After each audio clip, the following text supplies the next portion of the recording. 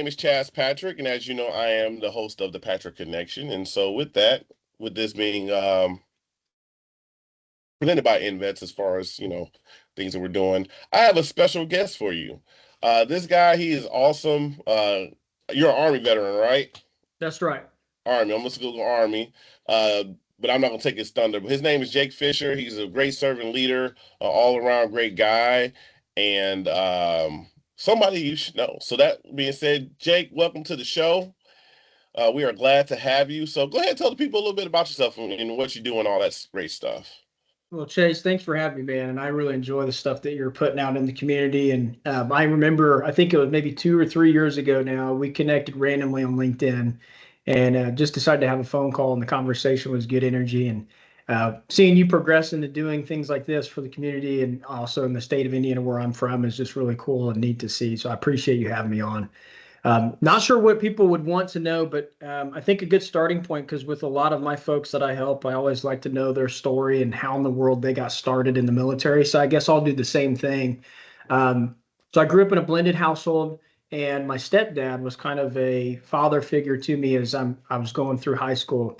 And like a lot of young men, we don't know what the heck we want to do with our lives. And so I was trying to figure out how in the world I'm going to pay for school because I know I need to go to college because family said, hey, you need to go do this thing. So I joined the service because I was a year and a half into school and I started getting the bill from the bursar's office. I went to University of Indianapolis on the south side of Indy, and I got this bill in the mail that said I owed him $22,000. And that scared me to death, Chase. I was like, I'm trying to figure out how to afford some books on eBay for $300 just to get ready for the next semester. I have no idea how I'm going to pay this, right?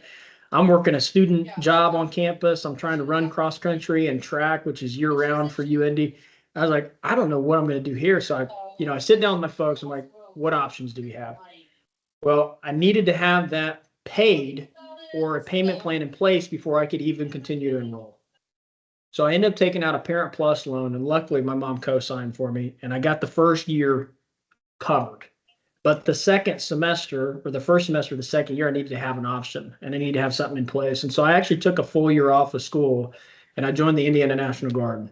And while I was going through school, I started out as an exercise science major, had no clue what I wanted to do. All I did was run cross country and track for Speedway High School. I'm like, hey, if they're going to put me on scholarship, I'll study the body. Sure, sounds great.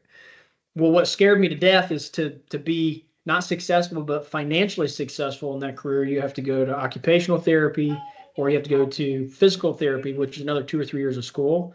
And that scared me. I didn't even want to do the 4 years, to be honest with you. I'm like, man, this is crazy. I just want to get out in the workforce. So I changed my major to IT and then realized, okay, there's security in this. I don't know much about it, but I can do any job I want in the Guard. I was very blessed. I had a score enough to be able to do that. So my background in the military is SATCOM operations. And I Okay. thought, okay, well, if I'm going to take time off from school, can I at least try and align military education with civilian education so that if I wanted to try and do something outside of this degree later, maybe the military experience would bring some type of gravity to that. So, whole year later, I sit back down, did a bunch of different jobs, trying to get back into school. Came back to the same school I could have gone to. What's it called now? IU downtown. It's not IUPUI anymore, is it? I think it still is. Oh, is it? Well, anyways, I was Yeah. going to go downtown. I could have gone for free. I came back to UND, which was a private school, just because I'm very loyal and decided to use the student loan repayment program, which is also why I went guard instead of active duty. Okay. But it took me 5 years to graduate because I changed my major twice, took a year off, um, and I still had about $30,000 in student loan debt, even with academic, athletic, and military aid. So I look back on it and go, okay, I lived broke for the first 2 years out of college and then realized all this money I'd saved while I was living broke had to go to my new car because my college car ran out on me. So I'm here I am, I'm 23, 24 years old. I've got basically no money in savings. I've got no student loan debt, but I'm broke. I had to buy a new car while I was off to my E6 course. And I'm just thinking, what the heck am I doing? I got a job. I was very blessed. I got a job straight out of college for Eli Lilly, which is a pharmaceutical company downtown Indianapolis. Yep. And I remember talking to my track coach, who was one of my mentors, and he said, Jake, people retire from Lilly. And he always adds an S. Lily's, right? Lily's is a good company. And he goes, you just stay in there, you'll be taken care of. And that kind of scared me. And I was like, I don't know if this is for me. So I worked there for 5 years and I moved around a lot. And in that time, I actually got the opportunity. I volunteered for deployment. So I spent about the first 6 years of my 12-year stint in the Guard was basically just training, keep my head down and getting my grades. But when I graduated college, I decided I want to actually volunteer for deployment because my stepdad had retired as a command sergeant major in the state, and I'd seen him deploy 4 times, Okay. three as a kid under the roof. So I was like, man, I'd be really frustrated if I did 12 years and I didn't at least get the opportunity.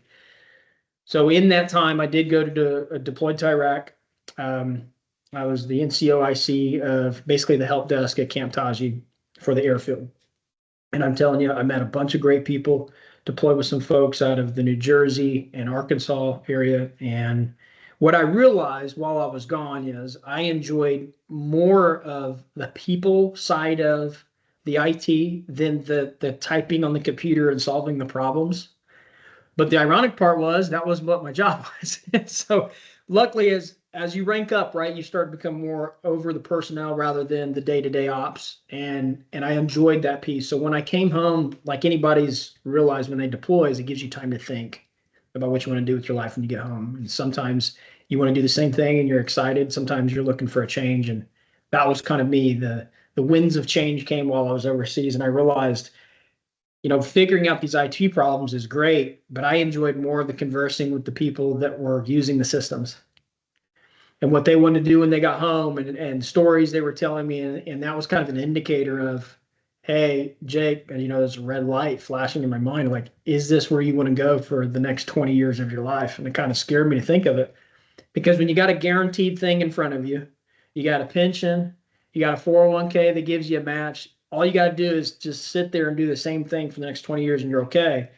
My parents still to this day are like, I don't know, I don't have any idea why you changed what you did in the civilian world. It doesn't make any sense.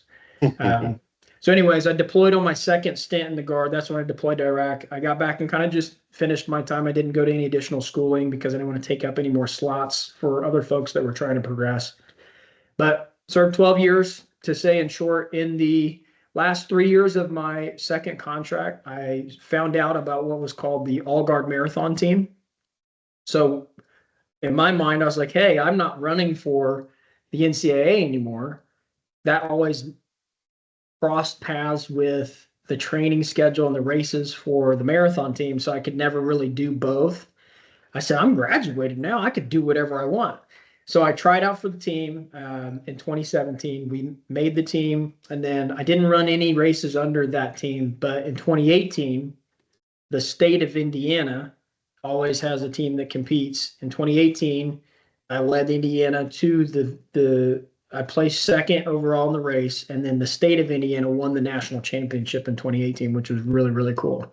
Nice. So my claim to fame, I guess, came after college. I was a 5K, 10K guy. I went 15:01.99 in the 5K. I almost broke 15 in the 5K. But a lot of the glory, when I look back, was running the marathons for the Guard because you get to meet some really awesome people. So I feel like I just said a lot of stuff, but yeah, that's why I went. I needed money, and then I found out real quick you're not going to get rich in the military. So my second stint and second contract was more about what can I give the service back, and can I run for this All Guard team? And I met a lot of really cool people. And in fact, that's how I actually found out about InVets. Hmm. So your previous chair was a teammate of mine. Okay. So he has since moved on. Right. And we actually ran on that team together when we won the national championship. So that was really neat. Okay. So there's always that level of connection. Absolutely. So I didn't even know about him. And then when we met in Lincoln to run that race, he goes, yeah, I'm part of this nonprofit called InVets. And I said, really? And I just thought that was really neat that he was trying to create opportunities for folks, because I know it's, this market is tough. I think it's always hard to find a job in general. It is. Find something that you enjoy and is purposeful is hard. But to hear what he was trying to do and to know that you're connected with it was definitely why I've always stayed in tune. So that's a little bit Awesome. about me. I know that was really long winded, but No, that's good. That's good. So I was kind of thinking about, your journey and so forth. Um, Give me, I guess, what would you say for somebody, because we all go through our separation period, right? Like what is something that you can tie down to recommend somebody, like what they do before they transition out of uniform? Like what are some guidance you can be able to give somebody on that? my first disclaimer is I was guard. Okay. So my immediate recommendation is I didn't actually do this because I had a job when I got out of the service. I just didn't have to go to drill on the weekends. I already had the job the whole time I was in the service. But what I can do is share vicariously through the clients that I help on the finance side what they've been doing. Mhm. And on the finance piece, what I also help them think through as well when it comes to prepping for the job. Because it's scary. You're used to first and the 15th. Right time, right place, right uniform, you're getting paid, you don't have to stress. Keep your nose clean, you're going to get paid, no problem. Especially if you have a family, it's really scary to know that your check's going to turn off at some point. And depending on your job in the service, those skills may not translate. Those two things combined can cause a lot of anxiety and stress. So Agreed. when I talk to clients that are falling into this same position, the sooner you can get in with your commanding officer, your command's team to say, hey, I'm transitioning out. If you can get on any type of skill bridge or I think it's called CSR, the different CSP. CSP, yeah, they all have different acronyms, right? But if you can do some type of program 4 to 6 months out, if the team will allow it, because everybody's different, workloads are different, that'd be first thing I'd ask. Can I go do this in my spare time to prep for that? Most of those don't offer a job at the end, and that's okay. But you're going to meet people you never would have met if you just stayed in your cubicle at your office or if you just stayed doing your stuff out in the field, because those people are staying in the service. A lot of folks don't have a ton of connections outside the military. So that'd probably be number one. Can I get into a skill bridge or a CSP of some sort? Or an internship? Doesn't have to be labeled a skill bridge. Can I get into an internship? And then the next thing I would do is if I'm in that opportunity, who can I introduce myself to and get to know, and then also try to bring value to them. You may not be able to bring any value. For someone that already has everything, if you just show up and say, hey, I'd like to learn from you, and you're getting paid by the DoD still, they're going to love that. It's a win-win. If you can't get a skill bridge, it's not the end of the world. I cannot express how much value LinkedIn can be if you use it properly, especially veterans on the platform. Now, you're going to run into bad apples anywhere. That's just life. But there are a lot of veterans on this platform that know people that you should know. And unless you reach out, you're never going to have that option to be able to chat with them. Like right now, Chase, there's no way I would be doing this unless you and I had a random conversation a couple years ago. Yep. Like it's just, and I've seen that so much. So your ability to just cold reach out. I don't want anything or need anything from you, but I'd like to learn from you and learn about what you do because I'm getting ready for my military transition. And a lot of times you can see when people get out under the work history. So when someone is already poised in a private message to you out of nowhere to say, hey, I'd love to learn from you for free. And could you tell me a little bit about your journey? People will love to do that. And there's tons of nuggets in other people's experiences that you can start building your own knowledge base to prep for your own transition. They might have a job too, right? Yeah, If true. someone is on LinkedIn, you don't have to be an HR person to get an introduction to somebody. Nope. Not Everybody at that's on all. LinkedIn that works for a company knows someone. Yep. Hey, would you be willing to put me in connection with someone that has a veteran program at Johnson and Johnson or whatever it is, wherever they work, it doesn't matter. There's a ton of magic in that. That's where the magic is, having random conversations. So skill bridge, if it exists, if not, I would say try and create your own opportunities by randomly reaching out to people. Third would be if you're connected to folks on LinkedIn, you can go in under their mutual connections. And when you ask for an introduction, someone that might be more in your industry that you're looking for, whether it's construction or business or medical or something in law enforcement, doesn't matter. If you find somebody that has a headline like that, hey, would you be willing to introduce me to Mark Smith? Is that something you'd be willing to do? And most veterans are like very okay with doing that. Yep. So that'd probably be that. And then when you say getting ready for the transition, I want to integrate a little bit on what I do as a profession. So as a financial advisor, one of the biggest stressors also is still the paycheck turning off. So number one would be, can I build an emergency fund? Because I don't know when my VA compensation is going to kick in. If I'm retiring and I have a pension, the pension's more guaranteed on when it's going to come in, but it's going to be about a month and a half before that kicks in. So I need to probably have somewhere between a month to 2 months of cash sitting on the sidelines, at least pay my bills and put food on the table. And a lot of us change duty stations. It costs a lot of money to move families around the country. A lot of us don't have a bunch of money we're sitting on just to be like, hey, I'm good for 6 months. Bring on the transition. I'm ready. A lot of us are like, hey, I am looking for this next role. I can buy sometime, but I don't want to buy all of it. So that'd be probably number one. Number two is I'm losing some of my benefits. So depending on lifestyle and what's important, protecting my income, like my VA and my pension and my next job. If something were to happen to me, is Veterans Group Life Insurance the best option? I've got $500,000 in Service Members Group Life Insurance. Is this VGLI program best for me? Is that the only amount that I should have? How do I judge that, right? So just basic life insurance conversations. And then number three would be, a lot of us have some type of debt. Having some type of debt management plan put together. Not all debt's bad debt. Dave Ramsey might disagree with me, and that's okay. There's certain debts that might be okay to hold. There's certain debts that we probably need to get rid of first. Well, if I can sit down with a professional to help me discern those two and also alleviate my stress and worry around it and help me build out a plan, because we get so built into, I need to get rid of all of this before I jump. I don't have any debt before I get out. So they'll go cash poor to pay the creditors first. But if something happens in the middle of that, where they got to pay out of pocket for something that they weren't expecting, well, we're right back in the same problem. We got to put it on a card. We got to take out a loan. So showing people to build your assets first, pay your debts down later. When you get the new income, when you are more secure, that's probably number three. And then lastly, there's TSP dollars out there. There's investment accounts. Hey, how does all this work? If I've got a 401k, what are my options? Should I move the money? Should I keep it? So from a professional side, talk to strangers. Never know what they can do for you. Try to get a CSP, try to get a skill bridge. And then if there's someone in your industry, you want to just pick their brain, you can do that for free 99.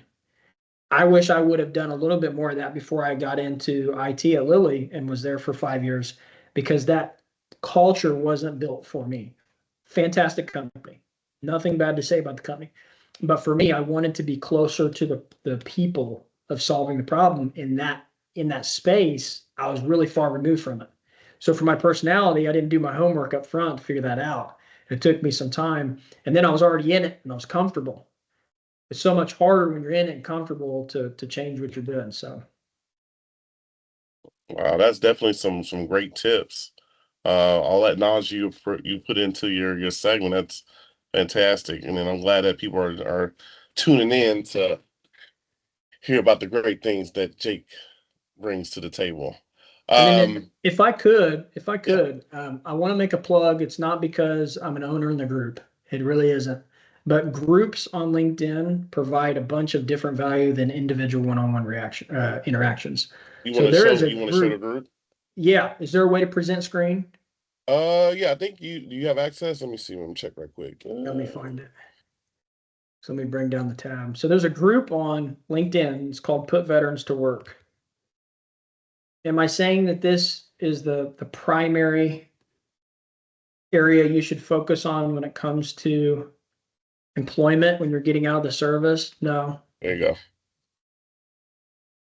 I can see it. I think everybody else should. See it now? Yeah, everybody else can see it too. Yeah, Put Veterans to Work group. So there's about 47,000 members of this group. Are all of them active? No. But what a lot of recruiters will do will join these groups and then they will post jobs inside of these groups. So you can go through here, and I just pulled this up. None of this is rehearsed. You get all kinds of random opportunities from folks that are hiring just to get your name out there. Yes, comment, share. Sharing's caring. You find something in here and you want to put it on your wall or you want to put it in another group, repost it for someone else, even if it's not something for you. You can reach out directly to April. Hey, I saw your post. I'd love to hear more about that opportunity in Maryland for Boeing. And these posts are in here all day. Now, not everything in here is a job post. Some of it's, credentials or some type of schooling opportunity. Another one that I wanted to add too, American Corporate Partners, ACP. Yep. ACP. Yeah, ACP is fantastic. So what they do is full on mentorship. And again, I'm not advocating that it makes sense for everyone, but it's anywhere from like a 10 to 12 month relationship you build with someone in an industry you're trying to get into. If you can get an ACP mentor a year out from your transition, that's just going to add so much more value to your network as well as getting you prepped for the jump as well. They've got all kinds of resume workshops. And again, inside of this ACP group, you're going to find a lot of people posting jobs in here as well. So ACP would definitely be one too if you have time. That's awesome. Yeah, thank you for sharing that. Yeah. And especially if you wear the uniform, like you get LinkedIn Premium for free, like every year you wear the uniform. So if you're guard, reserve, active duty, like definitely make sure you build that network. And I'm gonna quote a great man, Jerry Young. He always says your network is your net worth. All right. So definitely use those channels. Some great tips, Jake, for real. Really appreciate that. Um, my next question to you, why Indiana? Well, I grew up here. so I wish it was some awesome, oh yeah, it's a great veteran state, and I'm patriotic about the state of Indiana. But all my family, they're from Kokomo, so about an hour north of Indianapolis. I'm over here on the northeast side now. I enjoy Indiana because it moves a little bit slower than the rest of the country, which I do enjoy. I've got a backyard and there's grass in it, which is nice. Color green is good to look at. I go out the end of my neighborhood, corn stalks are up. So growing up as a kid, I always saw that. My grandma lived in the country, and so that was fun. I was never on a farm or anything, but I enjoy Indiana, although we might be moving in the coming years to either Tennessee or Texas, which I think anybody in Indiana would enjoy those states as well. One, because they're veteran friendly. Two, because cost of living is still relatively inexpensive compared to the rest of the country. But for me, I think mostly it's a lot of people are just, they're pretty polite. We have Southern hospitality, even though we're pretty far north, which is funny to me because when I travel, everybody goes, "Oh, you from the South?" I'm like, no, not really. But they say you got a twang to your voice. I'm like, well, it's just where I grew up. But I guess to answer Indiana, why Indiana is just because I have grown up here. I've been here for a while, and you get enough space. We're not on top of each other. There's still land that you can, purchase and not be right on top of each other. That's helpful. Also, there's fun activities that you could do throughout the state. Surprisingly, small as Indiana is, concert venue wise, we get some fun concerts. So I like and enjoy going to those. But yeah, honestly, I just have to say, growing up in Speedway and being next to the Indy 500 track, that's probably where it all started.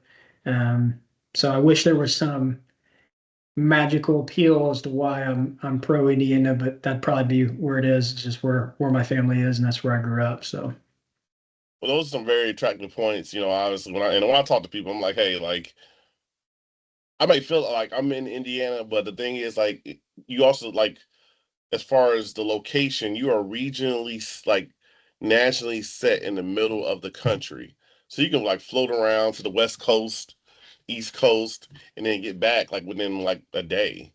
right. Definitely like that flexibility for sure.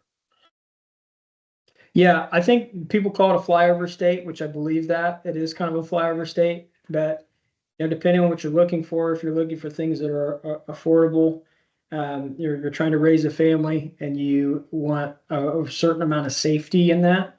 The state as a whole is a good spot. When you go to any large city, you're going to have other issues. That's true for any state. But Yep. yeah, I'm with you on that. Like it's moves a little bit slower. We just got back from a trip in Vegas. When we go to the shows, it was great, and then I would hermit back in the hotel room Yep. because that's just who I am. So got to recharge the batteries. But no, that's a great question. I agree.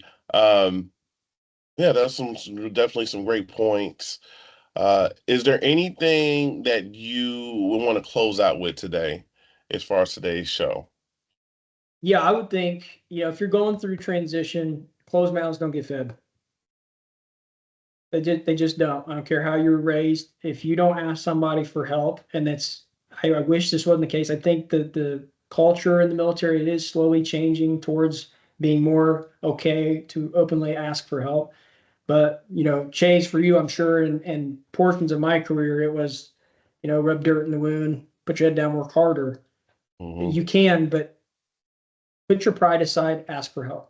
You have no idea who's going to help. You have no idea what somebody else can do for you unless you ask. So that'd probably be number one. Number two is, I don't care if you have a financial advisor or not. I do not care. You do not need money to talk to an advisor. An advisor should not cost you any money to talk to. They should always be a fiduciary as well. If they don't carry certain credentials, I would just be leery of talking to them because they can't be legally held responsible for what they might say to you. I would always reach out if you're going through your transition, or even if you're done with your transition. Talk to an advisor on the finance side. Say, hey, this is what I'm trying to do. I'm interviewing a bunch of other advisors. Do that. There's no rules to this world. But the more people that you can have look at what you're doing, and the more opinions and recommendations you can get from other folks that are like me, that are financial advisors, the better you can build your own financial security. I don't care if you're $60,000 in credit card debt or if you're sitting on $2 million in assets. Most people are massively underinformed or misinformed financially on what's going on in their world. And you can pay massive dividends by just having someone sit down with them and help them understand what's going on with their finances. What I have an issue with financial advisors in this industry is most of them are just trying to make a transaction so they can get paid. There's nothing wrong with wanting to get paid. What veterans typically want, in my experience, is my own bias. They want to have someone, one, that they can trust and relate to. Yep. If they can't chat and shoot the shit with each other and have a good time doing it and laugh and tell some lies along the way and have a good time, it's not going to matter how much finance this other person knows. We don't care. But once we pass the vibe check, hey, this person is a good person, I can see myself chatting with them further, they do need to be credentialed and they do need to know what the heck they're doing. Anytime you talk with a financial advisor, don't be ashamed of asking them how they get paid. Don't. The more detail in how they get paid, the more confident in how they're getting paid, and they've probably been getting paid because they're confident in what they're doing. They should also share with you their own biases and their own ethos to investing. And then you should also ask them, why are you different than anyone else? Why can't I just do all this in my 401k? Why can't I just go down the road to Edward Jones? What makes XYZ? Why do you are so different? And why should I pay you a fee when I can do this for free on my own? Those questions will help you discern, hey, or am I on the right track, or should someone be helping me with these types of conversations? Because that's the difference between us working until we're 65 or maybe 55 or maybe even 50 years old. And for some people, that's important. Hey, Chase maybe wants to do this until he's 60, but Yep. maybe he only wants to worry about the money piece for another 10 years. And then if he wants to do this fun thing for free and go volunteer because he's got money coming in, well, then that's the R word. That's retirement. And I think if we just talk to more folks in the finance space, because a lot of our parents didn't talk to us about money. The military doesn't teach us how to manage money in the investment world. They just give us a budget spreadsheet and say, peace out, good luck with your transition. You guys deserve better than that. So that'd probably be the second thing that I would say. And then if you don't know what the heck you want to do, a great long form to it is go to school and get paid. You don't need to know what you want to do straight out of the service. Go to school, collect some BAH. Gosh, certain rates you get $1,300-1,400 in the cheap states. You can get up to $3,500-3,600 if you're out in California. Go collect a check, get paid to go to school, continue to network, and then you might get a job before you even graduate. And the whole time you're getting paid, plus your VA, and if you've been retired, plus your pension. Yeah. And then all the while you are still secure financially, and then now you've got a degree to show for it as well. So I get passionate about it, Chase. So I'll slow down here, but those would probably be the three: talk to strangers, talk to a fiduciary financially, and if you don't know what the heck to do, go back to school and get paid at least while you're trying to figure it out. Awesome. Well, those are definitely some great tips. I would like to say, as we do our closing, thank you for your service and all that you do. And everybody, hey, connect with Jake on LinkedIn, Jake Fish. You can find him on LinkedIn. You got your website on there too, right? Yeah, I don't push anybody to my website because the best way to Okay. get a hold of me is through LinkedIn. There is a website, but yeah, LinkedIn's always the best because you can't send me a message on the website. True, true. Yeah, so yeah, find him. Great guy to connect with. And until next time, see you on the next show.